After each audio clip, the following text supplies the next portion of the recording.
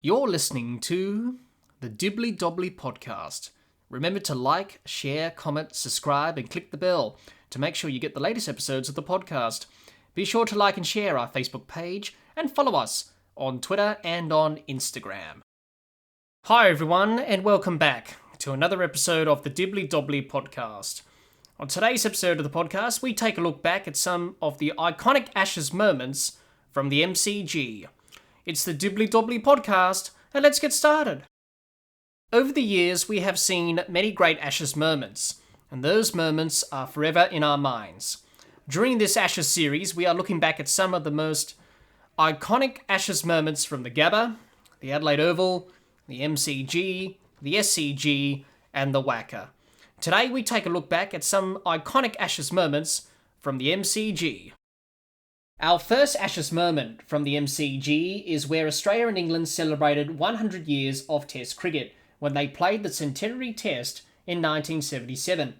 In 1977, a commemorative Centenary Test was played to celebrate 100 years since the first ever Test match was played between Australia and England in 1877 at the MCG. Australia batted first and made 138 all out in their first innings, with Greg Chappell top scoring with 40. England made 95 all out in their first innings, with Tony Greig top scoring with 18. Australia made 9 for 419 declared in their second innings, with wicketkeeper Rod Marsh top scoring with 110 not out. Australian opener Rick McCosker came out to bat at number 10 in Australia's second innings and showed a lot of courage and bearing the pain of a broken jaw after copping a vicious Bob Willis bouncer in the first innings. Australian Test debutant David Hookes hit Tony Greig for 5 consecutive fours to bring up his maiden half-century. Australia set England 463 runs to win, and they were able to bowl England out for 417. Derek Randall top scored with 174, and Dennis Lillee led Australia to victory, taking 5 for 139 to guide Australia to a 45-run win, the exact same margin Australia won by in the first Test 100 years before. Our next Ashes moment from the MCG is where Allan and Jeff Thomson nearly got Australia home with a brilliant final wicket partnership. Australia was 9 for 218, 84 runs short of the target of 292 runs when Thomson joined Border at the crease. With their backs against the wall, Australia edged their way to stumps on day 4, with 37 runs still required. Tens of thousands flocked to the ground the next day, dreaming of the most improbable Australian victory. That was looking increasingly more likely. With 4 runs to win, it looked as if the game and the Ashes was Australia's. But it was Ian Botham who had the final say, drawing the edge of Thomson's bat, presenting a second chance catch to Jeff Miller in the slips. So close, yet so far for the Australians, as England celebrated one of its finest Ashes wins to win the match by 3 runs, and they would go on to win the series in 1982-83, 2-1. Our next Ashes moment from the MCG is when Shane Warne claimed an Ashes hat-trick. It was the second Test of the 1994-95 Ashes series, and Australia batted first and made 279 all out, with Steve Waugh top scoring with 94 not out.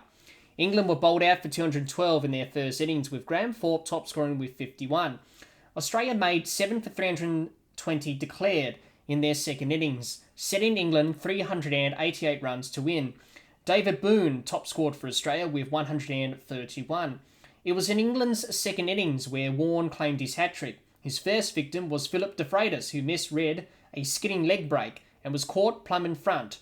Darren Gough then came to the crease, but was only able to glove a biting leg spinner to Ian Healy behind the stumps. Devon Malcolm became the poor man etched in history as Warne's hat-trick victim. After lunging at a top spinner and gloving it to the right of David Boon at short leg, Boon took an incredible catch, Tony Greig went bananas, and MCG history was made. Australia won the Test by 295 runs and won the 1994-95 Ashes series 3-1. Our next Ashes moment from the MCG is where Shane Warne took his 700th Test wicket in front of a packed MCG. After Australia regained the Ashes at the WACA in Perth, Warne announced his retirement from cricket in the lead-up to the Boxing Day Test. It was in the first innings where Warne claimed his 700th Test wicket. With 699 Test wickets to his name and 90,000 fans willing him on, Warne was on to bowl to Andrew Strauss. He bowled the ball to Strauss. The ball dipped sharply and spun between Strauss's bat and pad, knocking him over, and Warne celebrating his 700th Test wicket with the arrest of the Australian team. He would go on to take 5 for 39, the final 5-wicket haul of his incredible Test career. England were bowled out for 159 in their first innings, with Andrew Strauss top scoring with 50. Australia made 419 all out in their first innings, with Andrew Symonds top scoring with 156 and Matthew Hayden chipping in with 153. England were bowled out for 161 in their second innings, with Andrew Strauss top scoring with 31. Australia won by an innings and 99 runs and won the 2006 7 Series 5-0.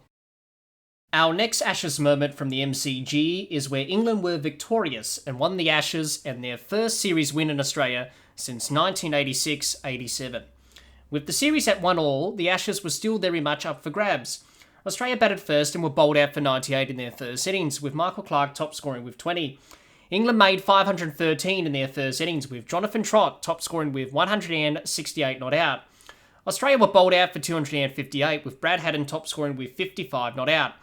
England won by an innings and 157 runs and won their first Ashes series in Australia since 1986-87 and won the 2010-11 series 3-1.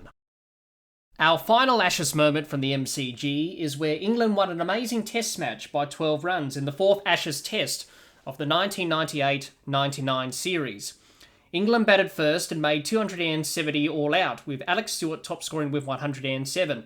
Australia made 340 all out from their first innings, with Steve Waugh top scoring with 122 not out. England made 244 all out in their second innings, with Graham Hick top scoring with 60 and setting Australia 175 runs to win. Australia were bowled out for 162, with Steve Waugh top scoring with 30 not out, and Dean Headley led the charge for England, taking 6 for 60 to guide England to a 12-run victory. Despite that epic win for England, they went on to lose that series to Australia 3-1. Those are just some of the iconic Ashes moments over the years from the MCG.